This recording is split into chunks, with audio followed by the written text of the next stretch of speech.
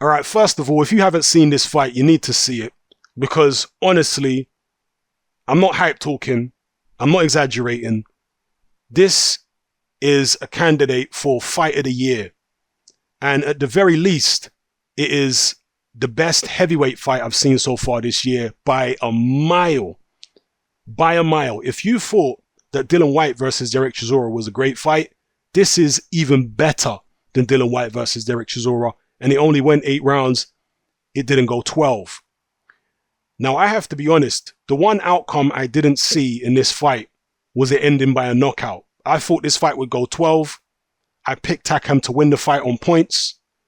And Takam looked like he was en route to a pretty dominant points victory. Both guys came out in the first round like two African bulls. You know, they're both very similar in stature. Takam being more muscular, Dereck Chisora being a bit more fleshy. But it became apparent quite early on that Takam was the physically stronger of the two. And that's unusual for Dereck Chisora because he's used to being the physically stronger man in there. But Takam was physically stronger. Takam had a higher work rate. Takam was more skilled, actually. Well, at least on the outside. I feel like Chisora was maybe a bit more skilled up close with counter punches. But then again, Takam did some nice rolling and slipping at various points in the fight where Chisora was unloading on Takam. Takam was rolling and slipping. Then he'd come back with his 1-2 and knock Dereck Chisora's head back when Chisora was on the ropes. So I don't know. I want to say on the inside, it's kind of maybe Chisora slightly more skilled, but it's close. But on the outside, Takam had a much better outside game, popping a jab, getting combinations off. And he was mixing it up, Takam. Sometimes he would box on the outside. Then when he would decide to come forward, Chisora couldn't hold him off. He was just too physically strong for Chisora, which again is unusual, an unusual position for Chisora to be in. And Chisora actually said after the fight that he knew he couldn't exchange on the inside with Takam because the guy was too strong for him. Again, very unusual for Dereck Chisora to be in that position. So Chisora had to fight a veteran's fight. He had to hang tough in there and counter punch, weather the storm, and just get shots off when he could. He landed some nice body shots against Takam. But as the fight wore on, as he got into round, 5, 6, 7, I think by the 7th round, I'd only given Chisora 1 round. And all the Sky team apparently had Carlos Takam ahead by 2-3 rounds. So I had Takam in a handy lead going into the 8th. And in fact, in the 6th and 7th round, there were moments there where it looked like Dereck Chisora was on the brink of being stopped. And there were some tremendous exchanges where, again, it looked like Chisora was on the brink of being stopped. Then he would come back with a shot and appear to rock Takam a little bit. Then they would go back and forth. But it just seemed as though the longer the fight was going, the more tired Chisora was looking. And Takam's work rate was just insane. I remember the 7th round in particular where Dereck Chisora, it was very touch and go whether the referee Howard Foster was going to step in because Chisora looked on the brink several times of going down, or maybe just not necessarily going down, but being out on his feet to whereby the referee would have to step in and stop it.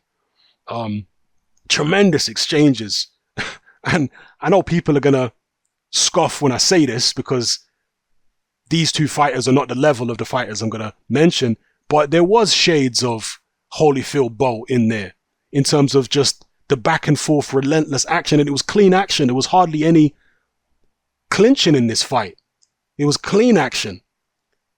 And yeah, just a tremendous bout, which Takam looked like he was on his way to winning. But in the 8th round, he came out and I think he just took his eye off the ball a little bit. I was saying at the time that he needs to step on the gas because Chisora was seriously depleted from that 7th round. So Takam needs to step on the gas and press home his advantage because actually Chisora's legs looked a little unsteady when he came out for the 8th. But Takam didn't press his advantage. He gave Dereck Chisora space and Chisora took full advantage of that opportunity and he landed the best right hand he's ever landed in his boxing career. Bang on Carlos Takam's temple and down went Takam like a sack of spuds. Never seen Takam drop like that other than when he got knocked out by Alexander Povetkin. Boy, did Chisora need that punch. Totally came out of nowhere against the run of play, to use a football term, completely against the run of play. And Takam was seriously hurt, flat on his back from the right hand, got back up, but he was totally spent. And Chisora followed it up with another right hand. Takam went down again. Referee waved it off, and rightly so. An incredible fight. The best fight Dereck Chisora has ever been involved in his professional career.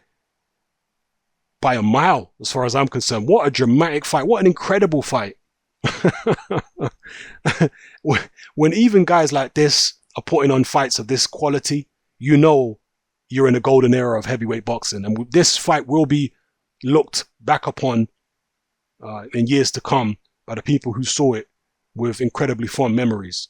So yeah, fantastic performance by both men. Takam has got to be absolutely gutted because he was well ahead on the cards. He looked in total command throughout the 7th round, but Chisora managed to catch him. And at heavyweight, Chisora is certainly not a prolific puncher, but if he manages to catch you right, the way he caught Takam, he can hurt most guys out there. You know, and Takam expended a lot of energy, to be fair, in the 7th. Maybe he was looking for a rest in the 8th, but there was no rest to be found. Chisora cracked him on the chin with a right hand, and down he went.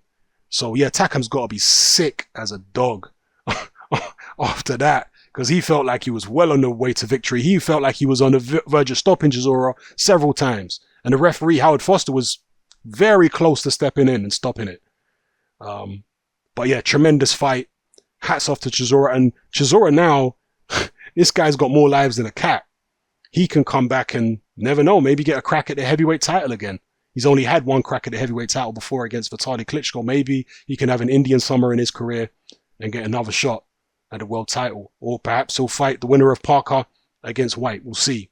Whatever the case may be, let me know what you think about this fight and where both fighters go from here in the comment section below. And I did say Takam's got a decent chin, but I would say Dillian Whyte's got a better chin than Carlos Takam. And I did say that before the fight, and I still feel the same way. You know, Dereck Chisora never caught White, I don't think, as well as he caught Takam, because that was the best right hand I've ever seen Dereck Chisora land. Ever. But he still caught him plenty of times, you know, and White obviously wasn't flat on his back the way Takam was. So, yeah, anyway, let me know how you feel about everything. I'm out.